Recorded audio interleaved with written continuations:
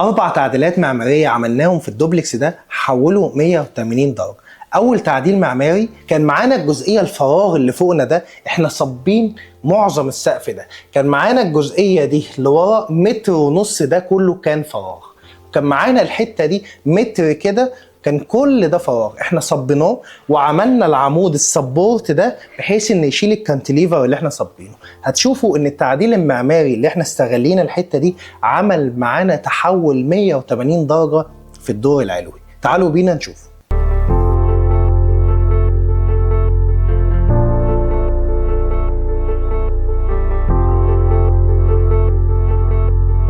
تاني تعديل معماري معانا، عايزين نكبر المطبخ وفي نفس الوقت نحط مكان للبوفيه ونحافظ على ممرات الحركه. كبرنا المطبخ الجزئيه دي والجزئيه دي استغلناها كستورج في المطبخ، وحطينا البوفيه بيلت ان وحافظنا على ممرات الحركه. تعالوا نخش نشوف الاستورج في المطبخ نفعتنا في ايه. نفعتنا هنا في المطبخ ان الاستورج دي خدناها لجوه بالكامل، وهنا الاثنين دول موجودين كتوابل، وفي نفس الوقت الاستورج بالجوه استخلينا الجزء العلوي والعمق اللي موجود معاه. تعالوا بينا نشوف ثالث تعديل معماري.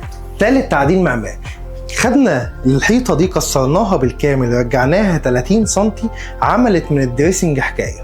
حطينا هنا التسريحه، حطينا هنا رفوف تخزين والادراج 30 سم كانوا مهمين جدا. تعالوا بينا نروح على رابع تعديل معماري.